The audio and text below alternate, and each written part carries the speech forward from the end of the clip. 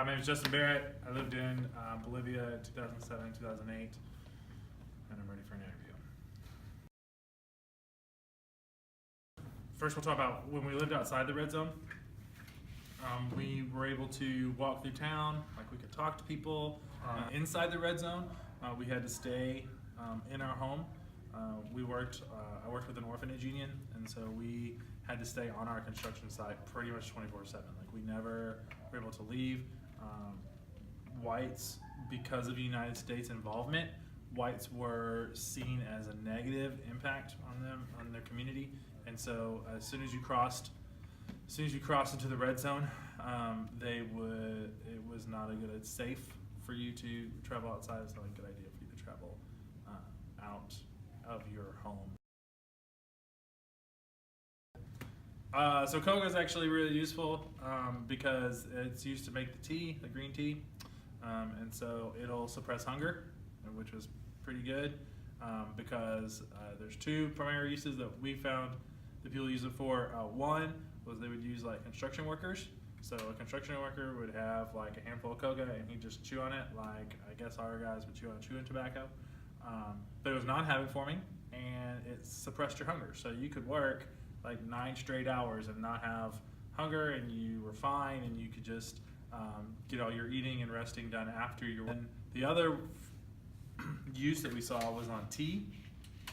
People would serve tea with Coke in it, and so if I'm a low-income host and I'm having people over for dinner, and I say, hey, here's some food, and I give them the food, and then I say, here's something, a little dessert, and I give them a little bit of dessert, and there's not much food I could afford, then it was okay because everybody always served the coca tea afterwards, and so that coca tea would suppress your hunger, and so you'd be sitting around hanging out and you're like, I'm not hungry anymore, this is the best toast ever. And so those are the two primary uses of coca outside of cocaine. From my understanding, one of the ways that they went about saying we can be here and we can police you even though it's not our country is we paid for your roads. Which the roads were still poor quality on our standards, but it was okay quality on Bolivian standards. And so, so that like their benefit was, hey, we're here to quote help, but I don't really think they helped that much because there was insane animosity towards whites. They would go into the red zone, and they had so much coca that you could grow, like it was still legal, and the general size field that someone would have of coca would be able to give them like $250 or $300 2 or 3 times a year.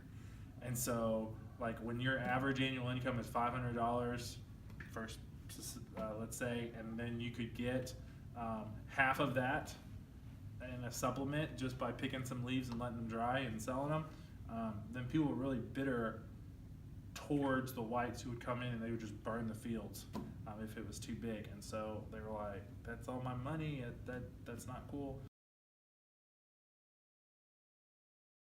Yeah, it'd be fun.